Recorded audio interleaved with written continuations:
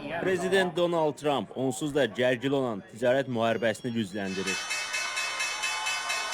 Rəsmi Ottawa ABŞ-a ixrac etdiyi elektrik enerjisinin qiymətini qaldırmaq planını elan etdikdən sonra prezident Kanadadan ixrac olunan məhsullara rüsumları 2 qat artırmaqla hədələyir.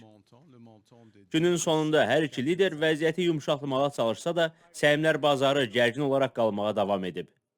Bununla belə, prezident hələ də Amerikada istehsal olunan məhsulların sayını artırmaq üçün Kanadaya ilkin 25%lik tarifləri saxlamağı planlaşdırır.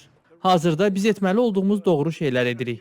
Biz iş yerlərini ölkəmizə geri qaytaracağıq və artıq gülüş hədəfi olmayacağıq. Ramon Pereira son 36 ildir Taberna del Alabardero klubunu işlədir.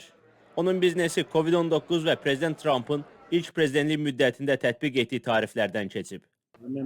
2018-ci ili xatırlayırsınız və ya 2022-ci ili. Hər şey yaxşı olacaq. Siyasət bir oyundur, elə deyilmi?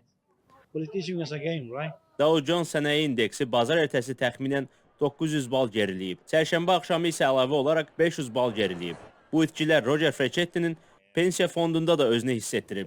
Bütün bu dəyərin tez bir zamanda yox olduğunu görmək həqiqətən çətindir. Fikrimcə, bütün il ərzində əldə olunmuş qazancın çoxu indi yəqin ki, yox olub. İnsanlar tez bir zamanda nəticə çıxarmağa çalışır və hazırda həddindən artıq reaksiya verir. Vaxta ehtiyacı var. 30 gün gözləyin. Görək bu tariflərin və hər şeyin təsiri necə olacaq. Hətta prezident Trump da fikirlərini dəyişməyə davam edir. Bilmək olmaz elə.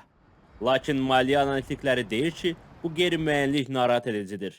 İnvestorlar, bizneslər və Amerika istehsalçıları üçün qarşıdan gələn siyasi mühitin necə görünəcəyini müəyyən etmək çətindir. Bu məsələdə əminlik yaratmağın insanlar üçün faydalı olacağını düşünürəm. Prezident Trump tənazüllə bağlı proqnoz verib-vermədiyini soruşduqda, mən bunun baş verəcəyini düşünmürəm deyə cavab verib. Baxmayaraq ki, bir çoxları bu suala cavab tapmaq üçün səhmlər bazarındakı vəziyyəti izləyir.